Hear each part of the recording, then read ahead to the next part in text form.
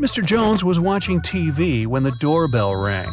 It was a guy who introduced himself as Lincoln. He said that he was a member of a volunteer group. They were collecting donations to save the rarest species of dodo birds. But Mr. Jones didn't believe him and called the police. Why?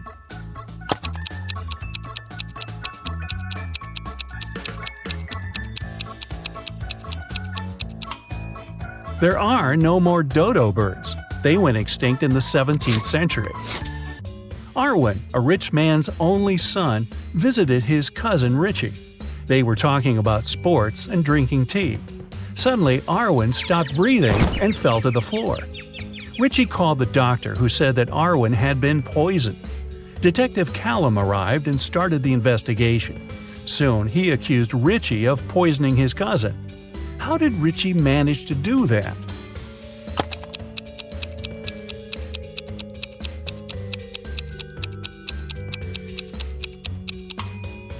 Arwen was the only one who drank his tea sweet. The poison was in the sugar. Eloise was studying in the library.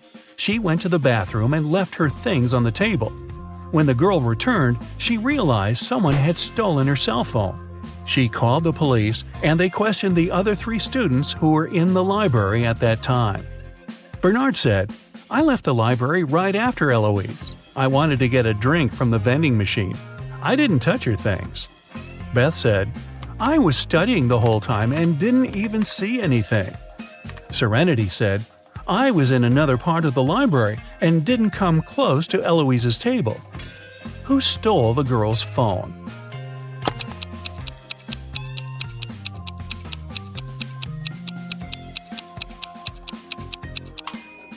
It was Bernard. He said he'd left to get a drink from the vending machine. But look, there are no drinks in there, only snacks. Samantha and her daughter Avery went to the lake to spend some time together. Yay! They found a nice spot and sat down there. A bit later, Samantha remembered she'd left her camera in the car and went to get it. When she returned, her daughter was gone. The woman called the police, and they started to look for the girl. There were 3 people nearby, and the police officers interrogated them all. Benjamin said, "I was walking nearby and saw a girl sitting by the lake, but I didn't do anything to her." Genevieve said she hadn't even seen the girl or her mother. And Victoria said she hadn't seen them either, but she heard someone screaming. Who should the officers arrest?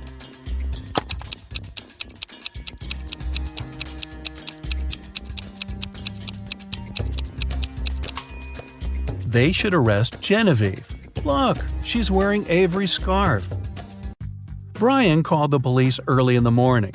He said that the night before, he and his girlfriend Estelle had been watching a scary movie together. Estelle was afraid to go home, so she stayed at his place. She was having a bad dream with zombies chasing after her, and she didn't wake up in the morning. The guy didn't know what had happened, but the police arrested him, claiming he was guilty. Why?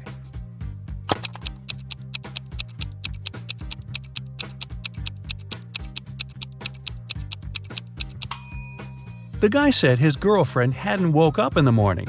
Then, how did he know what she had been dreaming about? Theodore came from New York to his hometown, Chicago, to spend a week with his father. 3 days later, the father called the police and said his son had poisoned himself.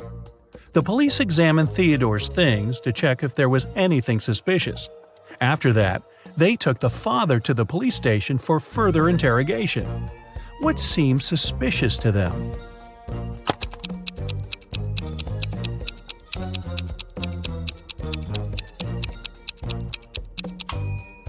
The officers found a return ticket from Chicago to New York.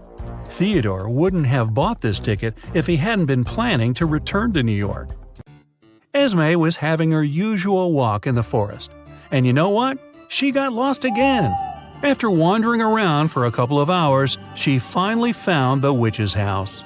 Esme asked the witch to show her the way back home. The witch wanted to make Esme her maid, but she had a problem. She was planning a vacation and wanted to go fishing. Her fishing rod was 13 feet long, and one was only allowed to take things no longer than 12 feet on the train.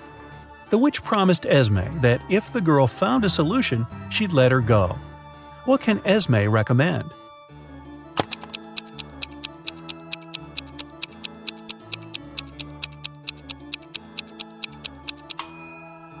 Esme was very good at geometry. She advised the witch to put the rod in a 12 by 5 foot box. Diagonally, it fit perfectly. On a Sunday evening, Mrs. Collins was having tea at her friend's house. Her friend suddenly said that she had seen one of Mrs. Collins' daughters in the mall that day. Mrs. Collins got angry because all of the girls were grounded. She asked which daughter it was, but her friend couldn't tell. She wasn't wearing her glasses when she was at the mall.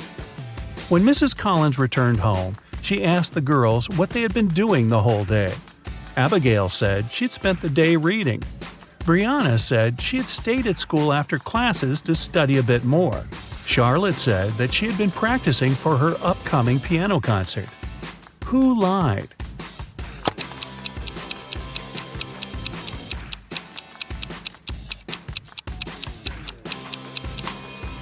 Brianna. It's Sunday. There's no school. A young girl, Tenley, was brought to the hospital after being poisoned. But the examination showed that Tenley hadn't eaten or drunk anything that day. Her sister, Kennedy, said she didn't know anything about the accident. Tenley's friend, Ruby, said, "We were at school when Tenley felt bad." Tenley's boyfriend, Archie, said, "I haven't even talked to her today." How was Tenley poisoned, and who did it?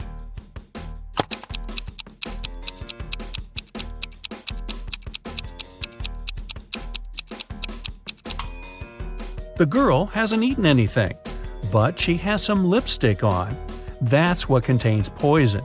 And the only person who had access to Tenley's room that day was her sister, Kennedy. There was a car accident in a tunnel. The police suspected that one of the drivers, Owen, had fallen asleep behind the wheel. But Owen denied it. "I just couldn't see well because of the rainstorm," he said. The police didn't believe him and immediately arrested the man. Why?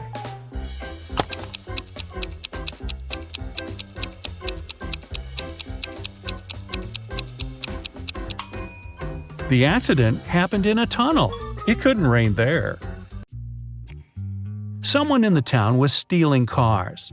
Every time a car disappeared, its owner would get a message from an anonymous number. In each message, there were 2 emojis that didn't make any sense. The police tracked the number, and the geolocation led to 3 houses. They questioned the owners, Mr. Walson, Mrs. Coleman, and Mr. Woolridge. Can you tell who the car thief is?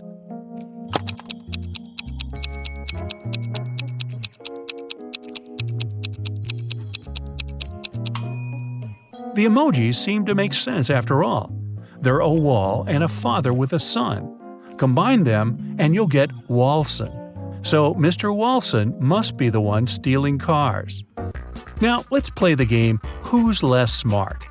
It's early morning. Tom and Joseph are driving their teenage children to school. Who is not smart?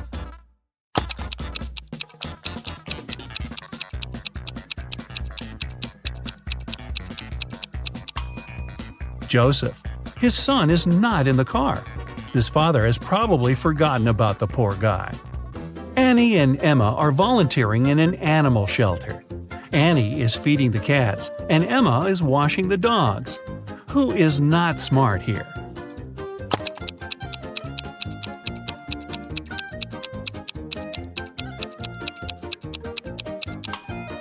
Annie. She's giving dog food to the cats. Logan and Anthony are both having job interviews at 4 p.m. Logan is packing some food, and Anthony is ironing his best suit. Who's not smart?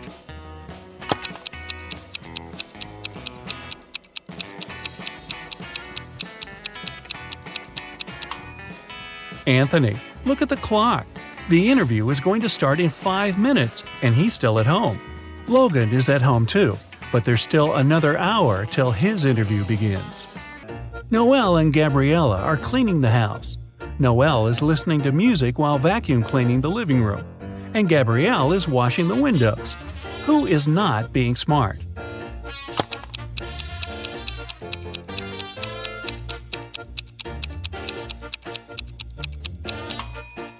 Noel. The vacuum cleaner isn't plugged in. Skylar and Autumn are both going on summer vacation. Skylar is going to Spain, and Autumn is visiting her sister in Chile. Who is not smart?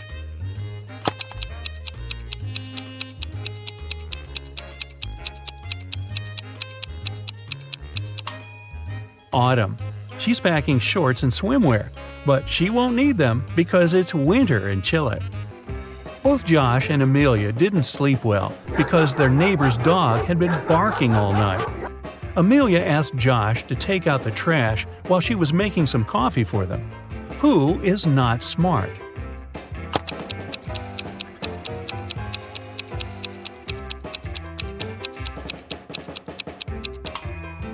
Josh. Instead of the trash, he's taken out the bags with old toys they've collected to donate.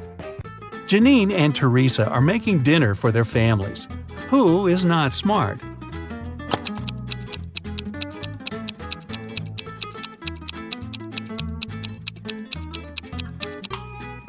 Well, they both have a problem. Janine is putting out a fire with water, and Teresa has a mouse in her kitchen and an ant in the dough. The helicopter has dropped you in the middle of a tropical jungle. You're to prove you can survive in the wild. The jungle is filled with all kinds of beasts. As you go, write down your answers. At the end, they'll help you find out if you have what it takes to survive for real. You're in a small glade before a dense jungle. You need to go through it to reach the first checkpoint. You only have a bottle of water, a box of matches, and a phone in a waterproof case. As soon as you take a step, a loud growl from behind makes you freeze. You see a big lion, and it's not happy to meet you. There's no point in running away. The lion is faster and also excellent at climbing trees. It's getting closer. What are you going to do? Raise your hands, scream, and throw a bottle of water at the lion to scare it. Open the bottle and pour water over the lion. Turn your back to it and not move. You've got 7 seconds.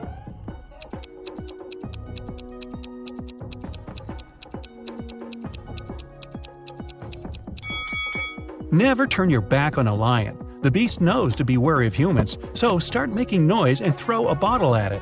This should help, but if the lion doesn't leave, then you should start slowly retreating. This time, the bottle helped you. The lion runs away, you take the bottle from the ground and go into the jungle. You make your way through the thicket and see 2 bear cubs. They growl so sweetly and seem to want to play with you. You think they're thirsty, so you open the bottle. What will you do next? Give them some water to drink. Take a photo with the cubs because they're so cute. Quickly escape from this place as fast as possible.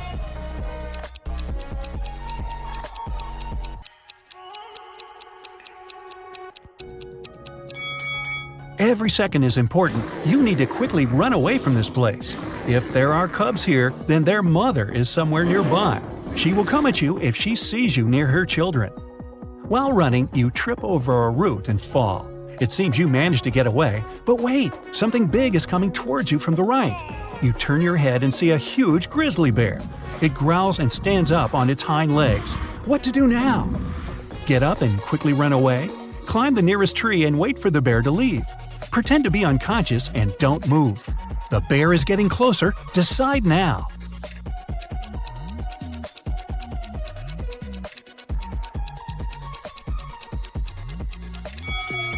The beast seems clumsy but runs very fast and is excellent at climbing trees. In case of the grizzly, you need to lie down and freeze, proving that you don't mean any harm. The bear sniffs at you and seems to leave, but don't get up just yet. It can stay nearby and look at you to make sure you really are unconscious. After 10 minutes, you open your eyes and feel the bear is gone. Now, we'll ignore the fact that bears don't live in jungles and continue our adventure.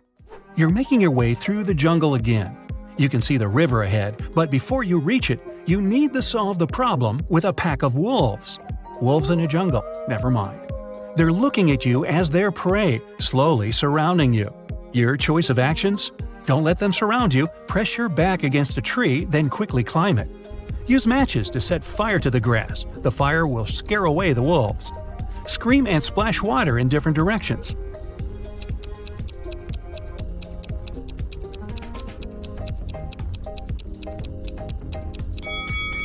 Wolves are afraid of fire, but now you don't have enough time to make it. Don't let them surround you. Any tall tree will save you. First, press your back against it, then quickly climb up before the wolves get to you. Night falls. You're sitting in a tree. The wolves are tired of waiting for you and leave. You go down, build a fire to warm up, and cook food. By the way, what will you have? Berries. You found ripe purple and red ones. They look delicious and seem juicy. Ants. You've stumbled upon a large anthill. Mushrooms. They don't look much like fly agaric, which means you can eat them. So, what's on the menu tonight?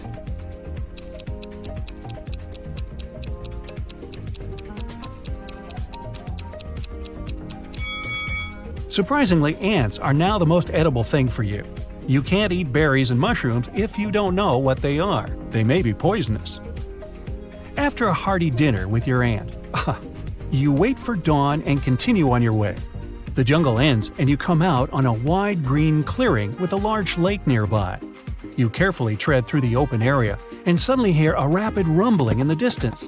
You look around and see a wild boar. It's rushing right at you, snorting and roaring. What will you do? Run towards the boar shouting. It will confuse the animal. Lie down on the ground and pretend to be unconscious. Run back to the forest and climb a tree. Hurry up, you don't have much time.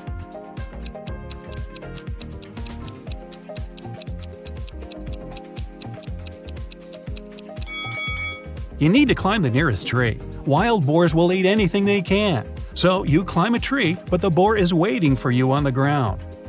An hour passes, a second, a third. The boar doesn't even think to leave. Fortunately, a bear appears nearby. It scares the boar away and doesn't notice you. You wait until the animals are out of sight, then climb down the tree. You finally come to a lake. You need to swim across it. The good news, you're a good swimmer. The bad news is that there's a shark in this lake. Freshwater shark, huh? Hey, let's just go with it. You dive into the water and swim to the opposite bank. On the other side, there's a small pier with a moored old fishing boat. Where will you go? To the pier with a boat or to the sandy bank?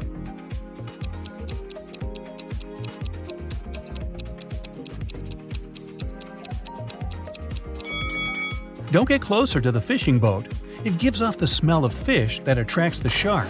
Most likely, it lurks near the pier. You swim to the bank and see a fin next to the boat. It turns and starts quickly toward you. The shark has spotted you. What will you do? Try to swim to the shore as quickly as possible. Don't swim away, turn to the shark and move very slowly.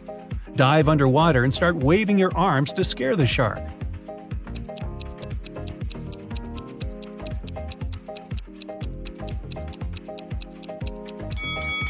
Well, you need to stop. If you start swimming away, the shark will think you're its prey. Take a deep breath and try not to make unnecessary movements.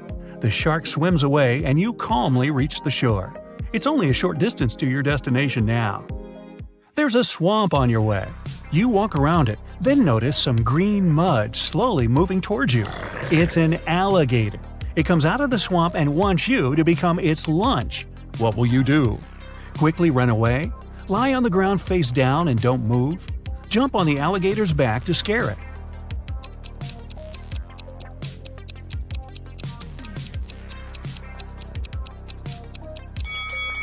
Well, alligators are fast animals, but they're only good on short distances. So don't hesitate and immediately run away. The alligator won't even try to catch up if you're far away. Ahead, you can see a flag stuck in the ground. This is your destination point. You happily run towards it and hear a hiss. You stop and stare at the grass. Within it, you notice a small snake.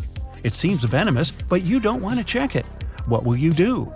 Find a long stick and point it at the snake so it lashes out of the stick instead of you? Move to a safe distance and get around the snake. Hiss loudly in response to scare the snake away.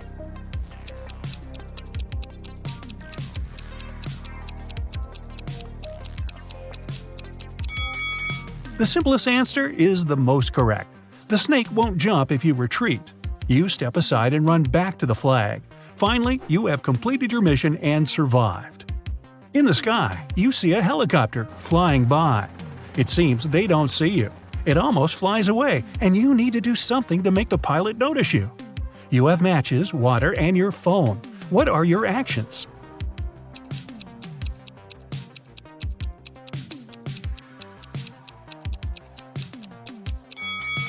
You don't have time to build a fire, you need to use the phone screen.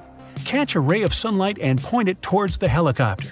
Yeah, you've been spotted! The helicopter picks you up and you check your points during the flight. 0 to 2 points, you're nothing but prey for wild animals. But after this video, your chances of survival increase. 3 to 7 points, not every animal will dare to come at you, but you still need to be careful. 8 to 11 points, you have proven that the human stands at the top of the food chain. Just be extra careful around those jungle grizzly bears.